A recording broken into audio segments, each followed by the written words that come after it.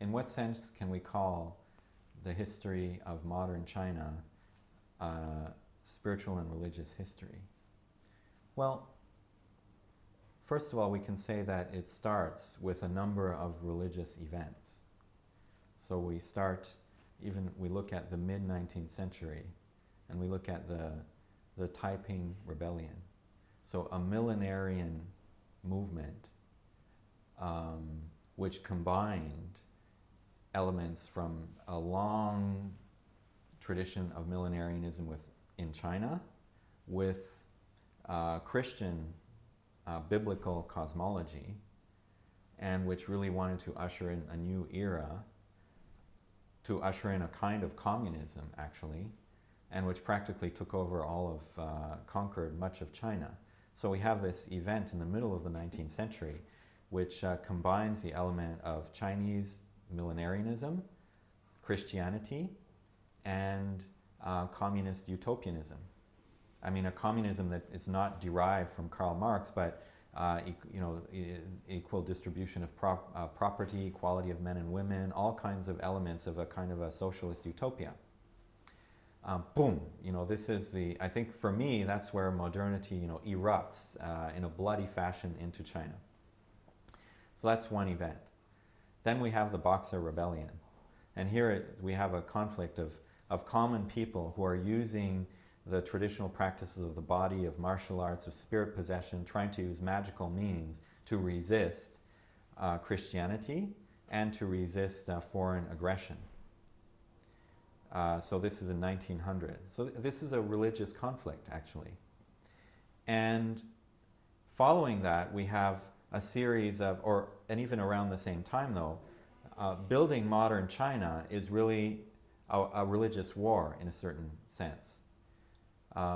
So the New Culture movement emerges partly in response to the Boxer Rebellion. So saying, look, it is our superstitions which have caused this humiliation of this rebellion of Boxers. So these people who thought they could magically, through their spirit possession and their kung fu, their boxing, they thought that they could protect themselves against the bullets of the soldiers of 8 foreign powers who allied themselves against this movement, and which led to a humiliating defeat of China.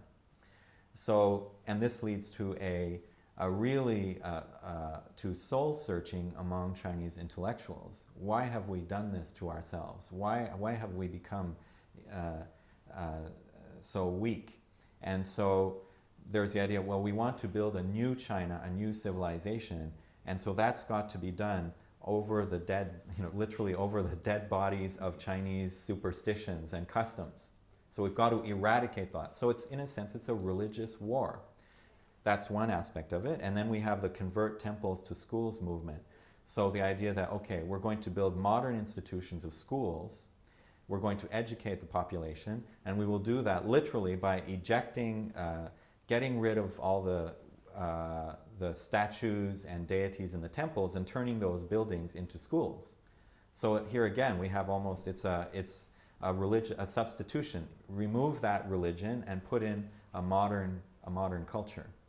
We also have at the end of so with the Chinese Revolution in 1911, so the end of the Confucian, the whole examination system, the whole Confucian institutionalization of the Chinese state. So this is, again, it's in a sense, it's a religious war. And yet this religious war is not one of pure secularization. So in fact, it is one of creating a new man. And so we have many, so Sun Yat-sen, he talks about he learned the idea of revolution in Christianity. And then we have coming in through there are many movements in the early 20th century. So some, which we call redemptive societies, which tried to build a new spiritual civilization using the traditional resources.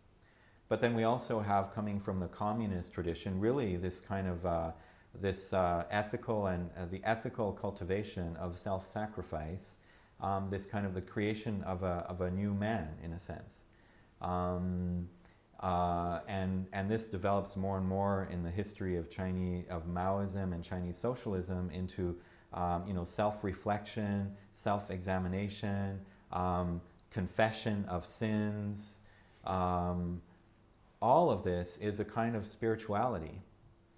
So Liu Shaoqi, he was one of the leading members of the Communist Party, and he wrote an article, How to Be a Good Communist. And actually he talks about the moral self-cultivation of Mencius and the Confucian, of the Confucian sages. And he says we should follow that to be good communists. Or how can we become a selfless servant of the people? So this is not a simple secularization when we talk about a religious war, so to speak. It is really another kind of spiritual civilization that is being constructed. And it moves into, increasingly obviously religious or quasi-religious forms of behavior, as we see in the Mao cult, right? So by the heights of the Cultural Revolution, so Mao actually becomes an object of collective worship, and people are praying to him. They're morning and evening, confessing their sins to him, asking him for blessings, and so on. So we actually reach this kind of a climax of the religious, increasingly religious or quasi-religious expressions of this construction of this new Chinese, of this new civilization.